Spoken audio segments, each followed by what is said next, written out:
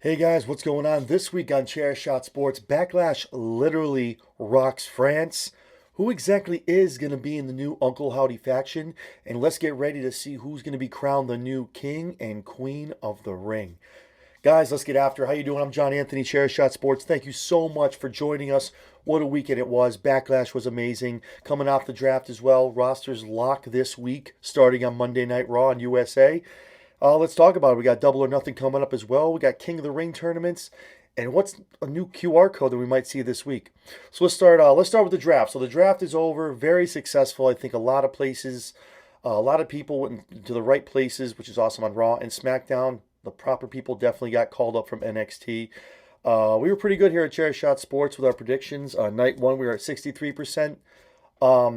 Right in our predictions, and also night two we were 72%. That's including the actual and then the supplemental. So did pretty good. Did pretty good. Can't get mad about it. So that's going to be awesome. The roster's locked, like I said, on Monday Night Raw this week.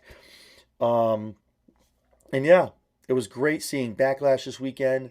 Amazing PLE across the pond, overseas, literally rocking France.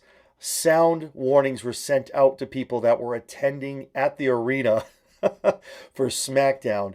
The crowd did not, they showed up, they showed out, did not let up the entire PLE. It was awesome. For a PLE that most people can agree was a very predictable card, except for maybe one or two matches, I think the crowd definitely made it a five-star PLE. Very entertaining, great from start to finish.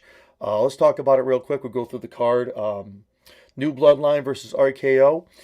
New Bloodline takes out the win there. Tama Tonga and now Tonga Loa, the Gorillas of Destiny, are now together in WWE inside the New Bloodline, joining Solo Sikoa. Just another page, another chapter into that storyline.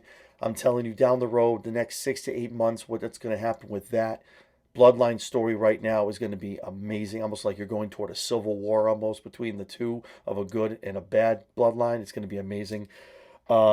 Priest retains. Jay looked good. That was a good match for the World Heavyweight Championship. Can't complain. Definitely you saw some of the kinks in the armor there showing up in the Judgment Day. So that's going to be interesting to watch moving forward, especially this week on Raw.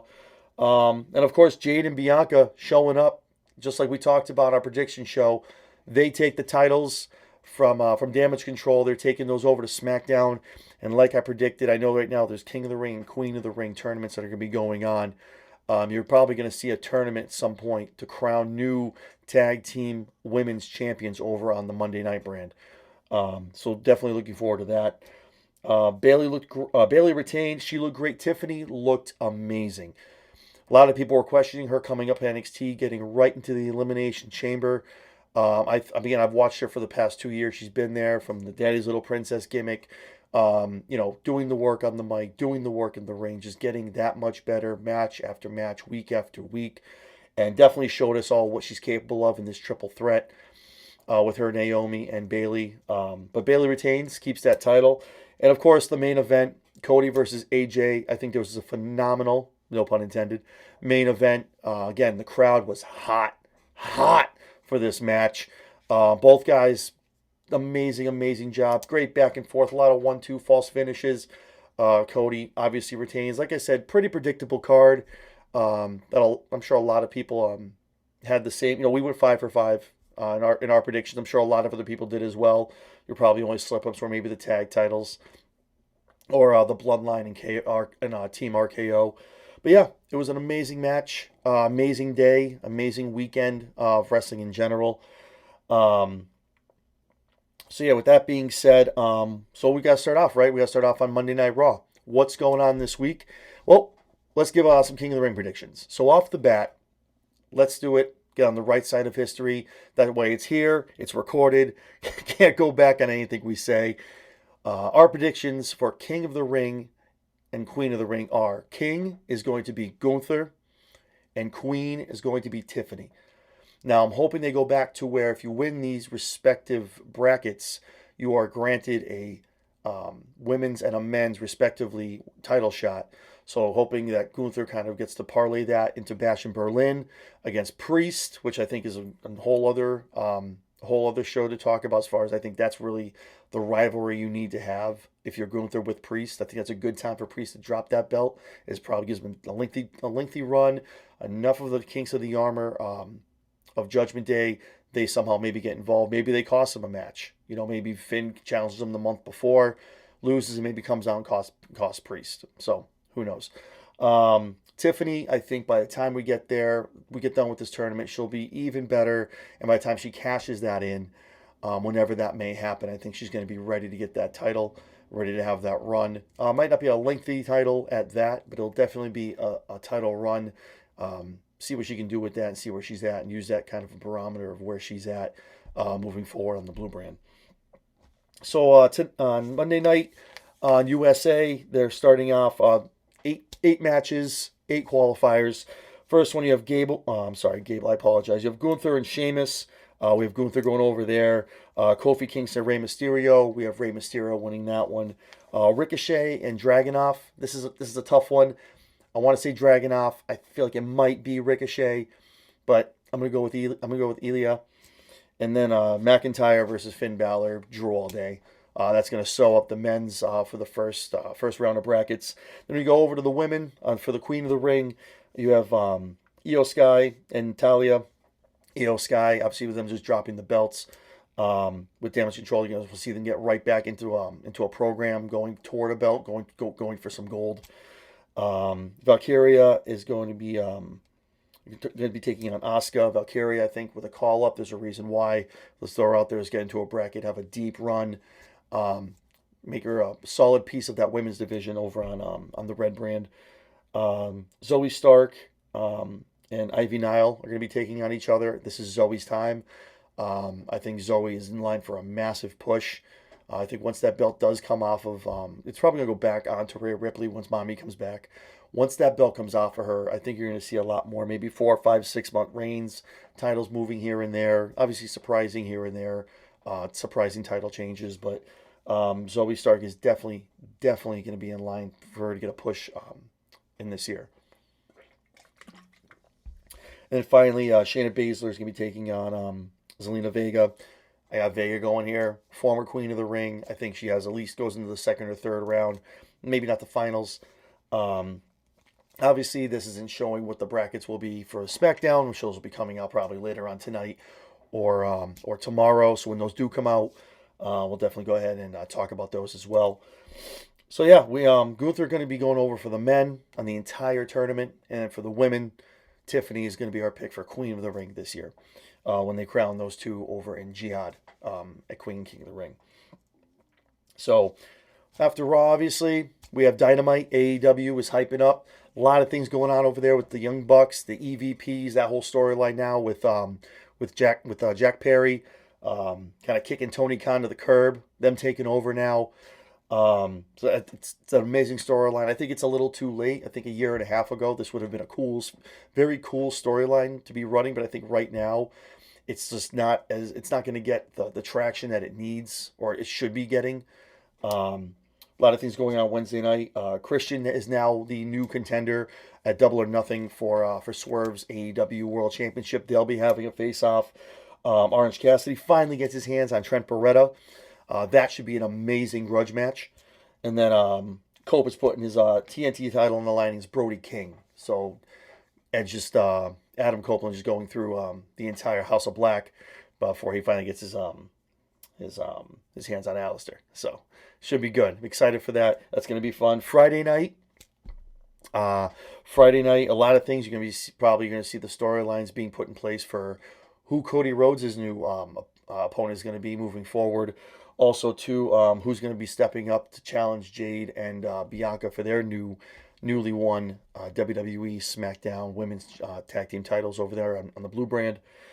So no matter what you're watching, and obviously over on NXT this week as well, they have the Women's Combine, who's going to impress to get into the bracket to be crowned the new North American Women's Champion. I think that's going to be an amazing tournament as well. You're going to see some of the new faces in that division kind of start to pop up and show some talent. Now that a lot of the big names that were there for so long are now being called up to Raw and SmackDown. So, no matter what you're watching, whether you watch Raw, whether you watch SmackDown, whether you're watching NXT, the one thing everyone is watching for recently are the strange QR codes that keep popping up throughout WWE programming, no matter what day of the week you're watching. It has come out. If you've watched some of these, if you've seen some of the QR codes, a lot of things are going, pointing in the direction of opening the door and kind of showing images of certain people. You see people driving as if they're heading somewhere. They're going to arrive soon. Really don't know when this payoff will happen. Um, Hopefully, it's sooner than later. Um, and then right now they're saying what has come out. The people that it's not going to be the Wyatt Six. Right now, there's 5 members, not including 5 members, including the Uncle Howdy gimmick. Obviously, Uncle Howdy, Bo Dallas, Nikki Cross has been linked also to this faction. Dexter Loomis has also been linked. Joe Gacy, which I think we all could assume that's probably the end game of where he's going to end up in that group. And also, too, Eric Rowan just recently been announced as he signed back to WWE a couple weeks ago, and I think that's a no-brainer, him going right back into that, being an original Wyatt member. I think that makes the most sense. So, a lot of things going on. I think it's awesome. Just some things to take away from the week. The Bloodline story, really, really ramping up. Still waiting. Still waiting. We had predicted that Jacob Fatu was going to make his debut at Backlash. Obviously, we ended up getting Tangaloa. I think that Fatu is going to be the new tribal chief, where these orders keep coming from. It's not Roman. And obviously on Friday night, Paul Heyman saying he has not talked to Roman since WrestleMania, and he's the one who pulled him out of the draft. There's a lot of hills and valleys to the storyline. It's getting really good. I think they're doing an amazing job of just pacing it, not just throwing it all at once, just revealing layer by layer by layer when it's needed. Again, Backlash, an amazing PLE, set a record gate for any arena show that WWE has ever done, and that's saying a lot. Obviously, this is including like stadiums, like for the WrestleMania shows and things like that. But that says a lot to set a gate like that, especially be done overseas. Just really tells how international and how great WWE travels with its fans. A lot of people from America go over there. Likewise, a lot of people come over here. So it's good to see them internationally getting the press, showing the popularity, and just people just showing up and packing the place, standing room only, to see WWE's product. It's amazing to see as well. Um, yeah, Dynamite, like I said, AEW is getting good as well. With the right telling, I think it's going to be a really good storyline for the Tony Khan against the EVPs. I feel like this is ramping up something. I feel like at some point, Double or Nothing, I'm sure something big will happen. I think this is all going to ramp up to a huge, huge blood and guts match between Team Tony Khan and Team EVP with some kind of stipulation on the line. Maybe them giving up their EVP status, something like that, along the lines of that. So that's really going to be good. And yeah, and just kind of, I guess the one last thing to really look at is where does Cody go after here? I mean, AJ Styles was a great rivalry, a great storytelling piece to go after Mania. A lot of great talent over on the SmackDown brand.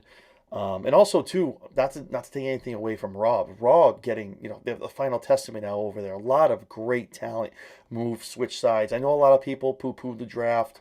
It's the same stuff. Why do they bother having it? If you really watch it and you watch the product and you see like kind of what they're setting up new tag divisions, getting these ladies in places that they need. If they do debut a mid-card ladies belt for either brand or both brands, they're just kind of setting up the pieces for down the road. You just got to sit back, enjoy the ride, and just let them take us where they want us to go.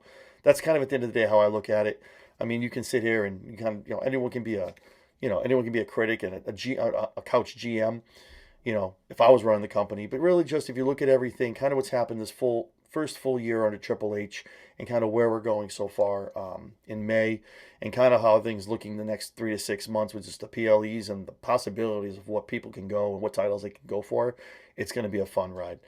So with that being said, hopefully you guys enjoyed Backlash. It's going to be a great week coming up. Next week we're going to be doing our Double or Nothing prediction show, also covering the brackets for King of the Ring and Queen of the Ring, respectively, from the Raw and SmackDown brackets.